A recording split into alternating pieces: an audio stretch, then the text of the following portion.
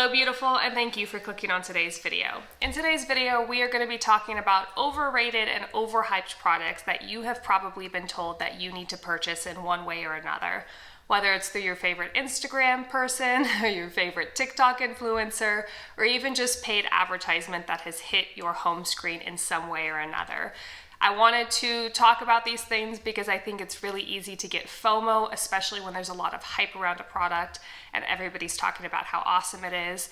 And sometimes it's really hard to pull away and realize that sometimes these products aren't even things that we really need or want or would have organically searched for if not being served to us through advertisement. So today, let's skip all the FOMO and get right into saving money and talking about the most overrated products that I feel you do not need to be purchasing.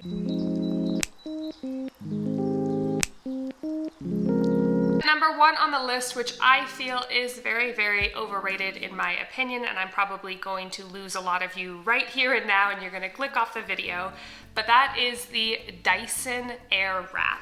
I have seen for the last probably 2 years, at least it feels like it, every single beauty influencer, every single TikToker, every single Instagrammer talking about how magnificent the Dyson Airwrap is, as if it didn't cost almost $50,000 to purchase. And I really think that we just need to kind of jump into reality and realize many people, even people who style their hair every single day, do not have an extra $500 lying around just to save them time from blow drying and styling to wrap it all in one. From what I've heard, it saves you about half the time of doing your hair, which if you have very long, thick, unruly hair that you style every single day, then that investment may very well be worth it for you. But I find by and large, most of us are more like me, where we style our hair maybe 2 to 3 times a week, if that, and it's fine to blow dry and then style. It takes maybe an additional, it takes 30, 40 minutes instead of 20. And I feel like for $500, the average person that I have come into contact with just doesn't have a use case for the Dyson Airwrap to make it truly worth the money.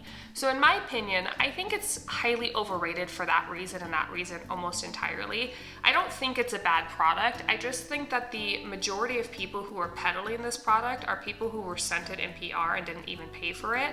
So they don't necessarily have like the greatest mindset of how much it costs and price per use if it's really truly worth it. It's also like an enormous piece of equipment. It takes up a huge amount of space underneath your your bathroom cabinet. If you're styling your hair in the kitchen, let me know. But in your bathroom cabinet, it takes up a huge amount of real estate in your house and in your cupboards. I don't know. I don't know, maybe I'm not hanging out with the right people in my life. Maybe it's because I don't live in LA, but I just feel like most people really don't need to be spending this amount of money on this particular type of product. And I understand that it's like patent and Dyson has like this super awesome, mega cool technology, but I really think that it's more FOMO for most people than actually needing this Dyson Airwrap. And you know, that's that on that. Those are my opinions. Who am I? Just some woman on the internet. I will say though, if you do really want to buy the Dyson Airwrap, I see them on eBay and Etsy and like all these other places all of the time, used from people who have made the mistake of purchasing it and then realized that they didn't actually need it. I imagine that some of them are probably fake Dyson, so if you are going to go the route of used, I would figure out some way to verify it. But I really think right now, especially with how many are in circulation, you do not need to be spending the full amount on a Dyson Airwrap, even if you did want to buy one. So that's that on that. Number 2 is unfunctional and trendy clothing. And unfunctional can mean kind of a lot of different things. It can be clothing that is uncomfortable but beautiful. It can be clothing that needs very specific garments in order for it to look good while being worn, and maybe these garments are things that you don't quite own yet, so you would need to purchase in order to make this specific piece of clothing look good. And it can also just be clothing that doesn't make you feel comfortable in one way or another. Perhaps it was something that was functional and beautiful comfortable for you in a past life, but in your current stage of life, it just isn't working out for one reason or another. There was a period in my life where I had unfunctional clothing to the tune of it being difficult to wash. I had a lot of hand wash only clothing that were very high quality pieces that fit me and were my style, but they were not functional in my life simply because they were too much effort to maintain. And I do think by and large, especially because fast fashion is on the rise and clothing trends are coming in and out of style so quickly, I really think by and large, unfunctional and uncomfortable clothing just needs to get the kick entirely. If you have a closet full of trendy pieces because you're a trendy gal, I think that that's awesome, like if you like to be trendy, but I would recommend trying to find and tap into your personal style, and instead of having an entire closet of things that are unfunctional or uncomfortable in some way or another that just look beautiful, try building a capsule wardrobe of like basics that you love and fit you well and are your right shape and are high quality, and then add in trendy pieces every season, in and out swapping. I think by and large that would save you money, and it would also be a little bit more authentic to your personal style, so you don't feel like you're constantly chasing trends and constantly having to buy undergarments for clothes that just aren't quite right. Number 3 on overrated is in the category of DIY projects. And it's just sort of the overarching umbrella of DIY projects and buying things for DIY projects that you either never actually have the time to accomplish, or supplies that are so niche that they can only be used for this one small project and then never again, and then sit in your kitchen cupboard till the end of time, or your garage until the end of time. I really think that DIY is fun. If you are a DIYer and you are constantly very crafty, very, do it yourself, I think having a space in your home to allot for that is a really, really good idea, whether it's in your garage or maybe you have like an entire room dedicated to like quilting and crafts, whatever it may be.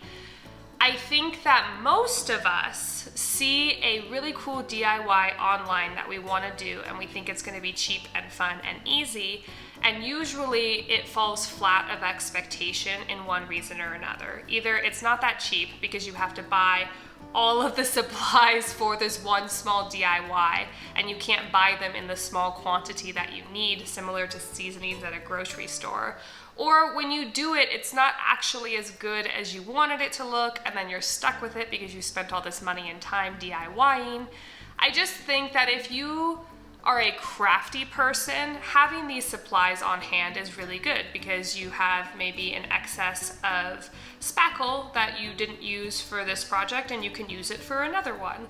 But if you're not generally like a crafty person, or if you're somebody who very commonly picks things up because you're excited about them and then they never actually get done or come to fruition in some way, I think it's probably a good idea to kind of plug into your head that perhaps DIYs in your life and in your current walk of life are just maybe a little bit overrated, and they deserve to stay on Instagram where you originally saw them. I like a good DIY. I just have learned about myself personally that usually they end up costing way more than I think they're going to, and they never end up looking as good as I wanted them to. So, if you want something handmade, perhaps get it on Etsy as opposed to making it yourself. But again, this only is for people who are like me and have sort of like this FOMO of wanting to be a DIYer without actually having the time, energy, or space for it. If you are not like me, then you can ignore this one completely. Number 4 is designer and overhyped skincare in any degree. I do think in some instances you get what you pay for. And the skincare industry as a whole has really popped off in recent years, just sort of churning out products kind of in the same way that like makeup was probably 5 or 10 years ago via YouTube. I think we're just seeing that transition move over to skincare, which is awesome. Like, I love a good skincare product. I love a good skincare routine. We do need to all be taking care of like our largest organ on our body. I just think that very often overpriced and overhyped products aren't overpriced and overhyped because they're so much better than drugstore options. I think it's more often just the money that is spent on marketing and packaging and branding that causes that price to be higher, like a designer item. I do think sometimes, like I said, you get what you pay for, but I would rather go the route of going to a dermatologist and finding out the ingredients that are gonna be best for your skin, and then finding those ingredients in products at like moderate price points, rather than just getting like the Chanel whatever because it's Chanel and it's assumed to be better and everybody online is using it and it's super awesome. I just recently tried a sample of Tatcha skincare for my birthday. I got it for my birthday from Sephora, and Tatcha is really expensive and known to be like the best of the best. And I really didn't feel like it was any better than the CeraVe lotion that I have been using. And if you talk to most dermatologists, they'll also tell you that most of these designer and fancy skincare items really aren't any better than drugstore options. That's not to say it's like tit for tat, where every drugstore option is just as good as every like high-end option. You do want to look at ingredients, things that are fragrance-free, all of that good stuff. But there definitely, especially in this day and age, are options at a lower price point for almost all of the super overhyped designer skincare I have seen on the market. And that is gonna be it for my list today. I could probably make a part 2 to this video if you guys are interested in that at all. I'm on Instagram and TikTok just like you guys are, which means I get served a lot of the same ads that you guys are, and I see a lot of the same products circulating through like the interwebs like you guys are. So like I said, I could probably do a part 2 if you're interested. You could let me know in the comments down below, and if there's enough interest, I will work on that video in the next coming months. But that is gonna be it for the list today.